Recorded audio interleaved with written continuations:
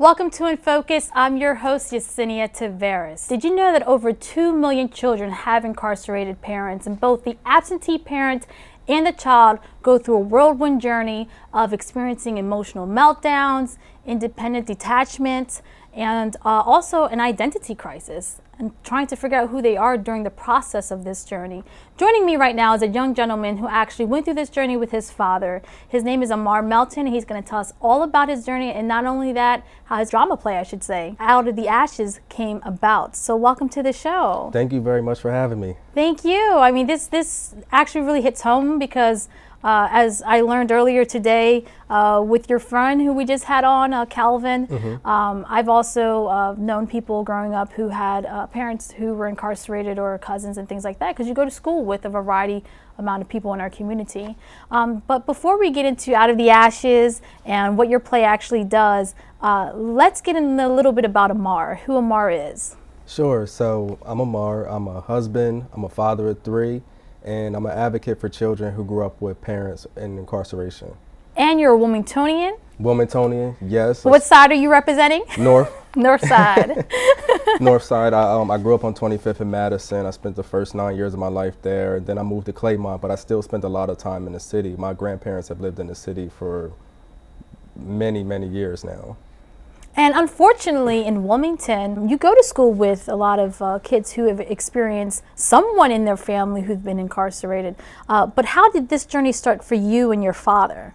Yeah, absolutely. So in the piggyback off of what you said, a lot of children, especially in the city, are growing up without their parents. A lot of my friends, close friends, didn't have their parents in their life. Early on, you couldn't really tell. As we started to get older, it started to become evident. So this journey with me and my father was incarcerated. He went away when I was 2 years old. And he spent 14 years of my life in Smyrna, Delaware, in the prison. He came home when I was 16, and we began to build our relationship from there. During that 14-year time frame, limited contact, I received letters from him. I would get letters at least once a week. Like, I keep a shoebox, and it's overfilled. I had a K-Swiss shoebox from when I was a size 2, and I just kept it my whole life, that I just kept filling with letters. The occasional phone call, the occasional visit. It was time periods where I went years without seeing my dad. Wait, let's get back to the letters. So you were receiving these letters, and as you're talking, I'm thinking to myself, when you're actually getting them out of the mailbox, what is that like, that experience? Opening it up, reading it, what were you going through? At first, I wasn't old enough to read. I mean, not old enough, but I didn't know how to read. 5 years old, I have a letter very, very close to my heart. It has Barney on the front, and on the inside he says, "I know you probably can't read this," and he just writes out what he was doing, and he acknowledges that he made a mistake. Over the years, it was just something that I looked forward to. I'd come home from school, or my grandparents would call me and say, "Hey, you got a letter from your dad," and you never knew what was inside, but it was always, I could hear his voice. Just reading them, and I could hear his voice in my head. I was like, oh, okay. And for me, it was a thing of getting to know my dad. I didn't know a lot about my father growing up. I knew surface things. Like, I could tell you that he wore glasses. I could tell you for a while he kept his hair braided. I could tell you what he looks like, but I couldn't tell you his favorite color. I couldn't tell you his favorite subject from school. Wow. I couldn't tell you really anything about him, what he liked to do on the weekends, what his favorite genre of movie was. I couldn't tell you any of those things. So these letters was like a peek into his life. Okay, and how was that for Coley? Coley Harris is the name of your father. Yes. In any of his letters that he shared with you, did he ever share his experience on the other side of the bars?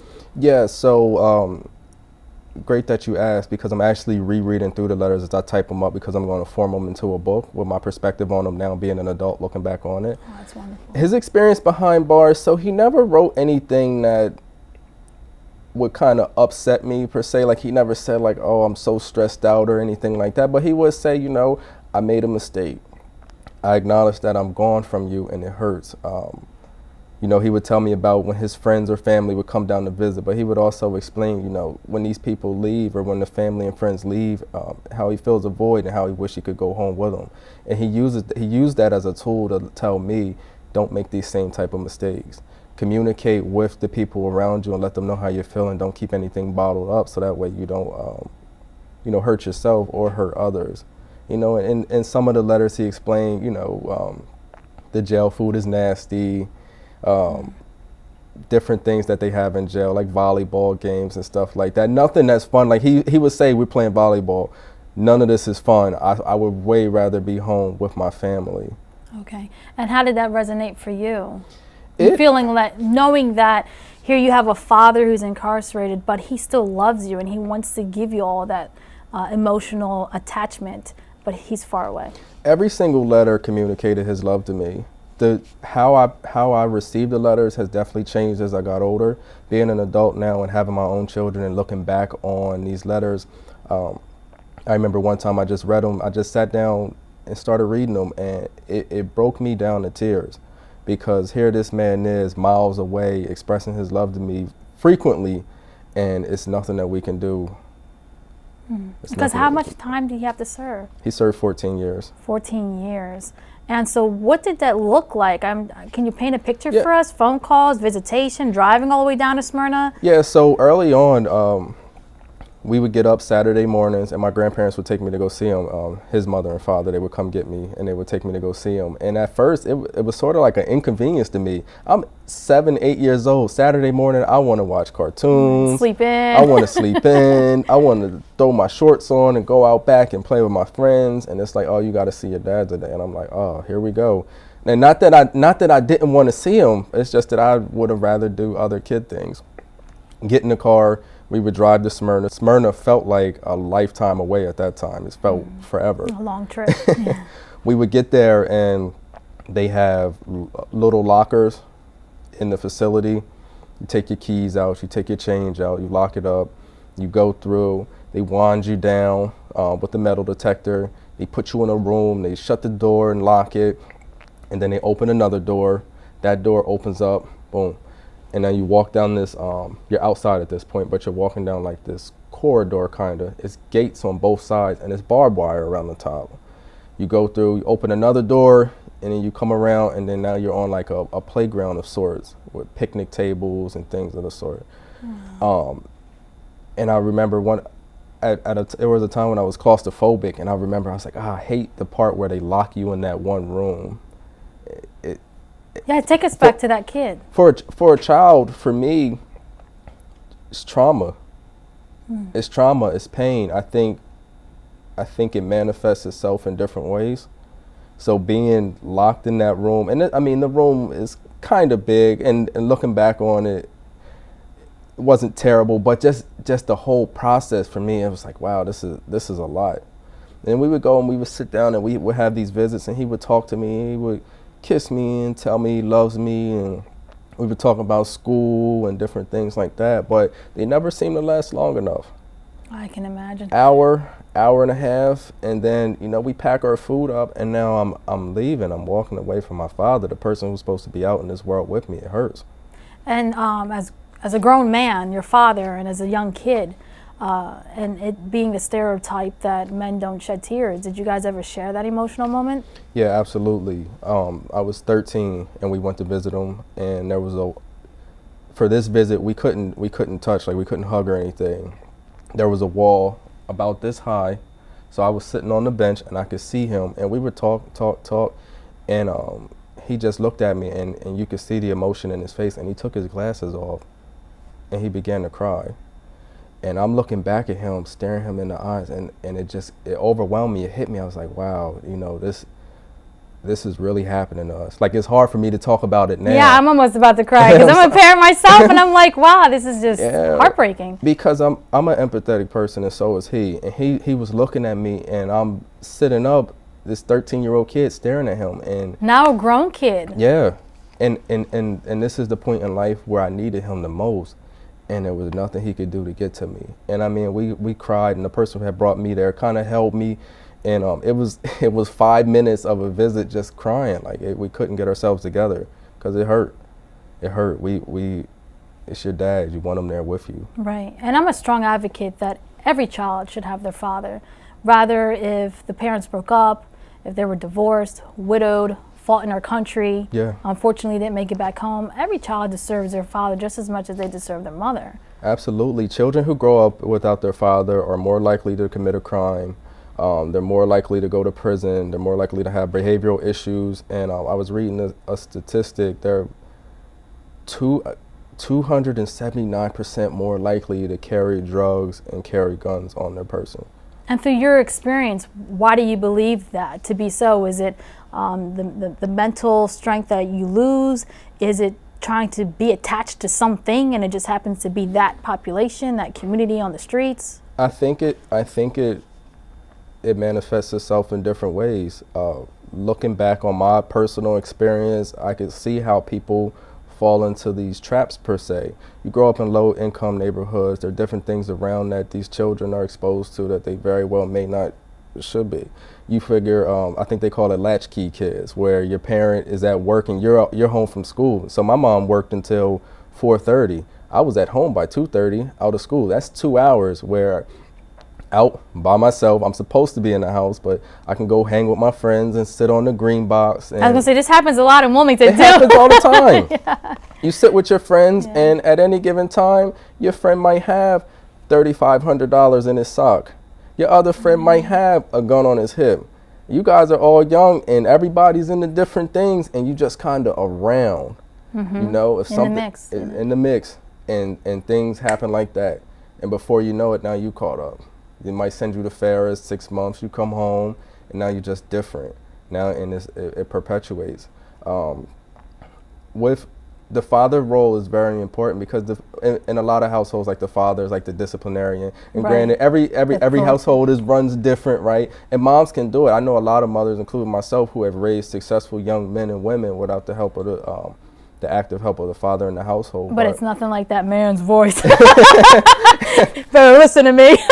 Yeah, and dads just have a way of doing things. I have 3 kids myself, and they respond to me differently than they respond to my wife. Dads just have a way of doing things. And if you don't have somebody actively in your life to help guide you or mentor you, especially for young men, to show you what it's supposed to be like to grow up and become a man, you start to listen to anyone and anything, and people who may not have your best interests at heart. That is so true. Because even with my son, when I sat back and thought about it, I was like, it's time to potty train him. How do I teach him how to do his things? And I'm like, how do you do that? And that's where the father could just easily step right in and show the man, because that bond between father and son, it's invaluable in so many ways. It's very needed. Yeah, absolutely. It's a spiritual bond. When my dad came home from prison, one of the things that we started doing is we started walking.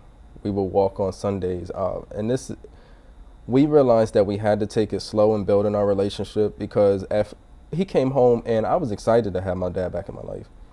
Ecstatic. You couldn't tell me anything, because I had spent my whole life watching movies and TV, and my friends with their dad, different experiences that I didn't get a chance to have, like going to football practice, or having your dad at the game, or coaching the team, or coaching the basketball team, or just catching a football. Anything. It gives children a different level of confidence with having this involvement. We might take it for granted, but in reality, if you don't have somebody to show you how to do a push-up, show you how to lift weights, or show you how to talk to the opposite sex, or things like that, and you just kind of picking things up along the way, it puts you at a disadvantage for a lot of things. So he came home and I was like, yes, I have my dad in my life. Let's do this. I'm ready to tackle this. And we took it slow. We took it very slow. It was methodical. And he had spent a lot of time thinking about how to go about this. He consciously didn't come in heavy-handed saying, hey, I'm your dad. I'm home now. This is how things are going to go. I probably wouldn't have responded well to that. Nor did he come home passive either and saying, hey, I'm your dad. You know, what happened. And then go off and start doing his own thing. Like day by day, he made it a point to call me. He made it a point to, when he was able to start driving again, pick me up, and we went to the movies, and then eventually I moved in with him. And that. Okay. How did that come about? He had got an apartment, and I wanted to live with my Here dad. I come, Dad. And you know, and this is where I want to shed light into Out of the Ashes. I mean, just how fitting this name between you and your father, because now he's home, and one would think, you just been incarcerated. I don't really want to tell the world about that. But here you have a father and a son who has created this dramatic play that tells the story. So let's share a little bit about Out of the Ashes and how you and your father joined partnerships to create this? Yeah, sure. So during one of our Sunday walks, where we spend an hour or two and we'll walk around Brandywine Park or different parks in the state, we were talking, and we talk about business, we talk about life, and we realized that our relationship is remarkable. Like, can people build relationships after incarceration? Absolutely. But we didn't really have a lot of, we never went to any type of formal counseling or anything. He did groups in prison that kind of helped him with this, but it was organic, and we built a strong relationship. But we looked around and realized a lot of our peers didn't have the same relationship with their children or with their parents. And we wanted to use our story as an authentic way to say, hey, there's hope. That's right. So, and this play, I've seen photos, I've seen videos, testimonies of people who would actually come to this play expecting one thing and leaving with something greater. Take us there. Tell us a little bit about this. Yeah, sure. So the play is formatted in 3 parts. The first act is my father. He comes out and he explains what it's like what his life was like growing up, kind of what led up to him going to prison, and then a little bit of his time in prison. The second act is me, and I come out and I go through what it's like to be 2 years old and very young in this world and confused and not having my father, to being 16 and coming to terms with not having my father, and just kind of how my mind and my perception of life started to change. The third act is him and I, we come on stage and we talk about how how we're going to go about rebuilding our relationship. So we reenact our conversation, and then we close it out with a Q&A with the audience. People who have been through this, normally by the third act, everybody has varying levels of emotion, but by the third act, it's hard for them to keep their emotions bottled in, because they've been going through this for so long and just didn't know how to go about talking to somebody, or the forum that was needed. They just didn't know how to have this conversation. So us talking about it opens them up. Yeah, and we were talking about this earlier, about how when something bad happens to us, or when we experience something bad, it's so hard when it is traumatizing to us, and it affects us emotionally, physically, drains us psychologically and mentally. And now you find this bigger purpose when you've, I don't want to say heal, because we really don't heal from these things that cause trauma into our lives, but just to be able to be that voice and to show our community that it is possible to turn your life around, whatever that may look for you. But just because you've been incarcerated doesn't mean that life is over. No. And you're bringing hope to these families. Yeah, absolutely. And it shows like you can have a good and fruitful relationship with your child post-incarceration. It takes time, it takes effort, but it can happen. And you have a play coming up in March soon. And what are some of the benefits or things that these people take away from that you hear? So our next play is March 9th, 12 p.m., 1200 North French Street. And some of the benefits that people take away are they have a better understanding of children in this situation. They have kind of a roadmap on how to go about restoring their relationship with their family. And it gives them a point of reference when they go back to have this conversation to say, hey, Coley and Ahmarr were able to do this. And they come from the worst of the worst. My dad did 14 years. I really grew up without him. I really felt all of the hardships that a child would feel without growing up without their parent. And we overcame it. That alone gives these people hope, and it gives them it inspires them to be able to go back and help build their relationship with their children. And now you're also going to have a panel discussion too. What does that look like? This event is Out of the Ashes, Surviving Mass Incarceration. So we're going to do the play. We actually have a guest speaker coming from DC, Tony Lewis Jr., he's an activist, an author, and an advocate for children with parents who are infected by mass incarceration. His dad is currently serving a life sentence. So he's going to come up, he's going to speak, and on the panel we'll have myself, my father, Tony Lewis Jr., and a few other members of the community to speak on how mass incarceration has impacted them and some of the things that we can do as a community to help slow it down or stop it. Because every school has a child who's growing up without their parent due to incarceration. The statistics show... And it's not towards any race either. It affects everyone. Every race across the country, probably across the world, but definitely in the United States and definitely in Wilmington. Every child, every school has a child who's grown up without their parent due to incarceration. There has to be some type of program in place at every single one of these schools to intervene and help these children. The statistics show that they are more inclined to live and have adverse things happen in their life, and we have to step in and help these children, and we have to step in early. And as you're here sitting here talking to us about this, I'm thinking to myself, with your father, Coley, how was just re-entering the workforce, society, getting the apartment, what did that look like for your father? It was hard.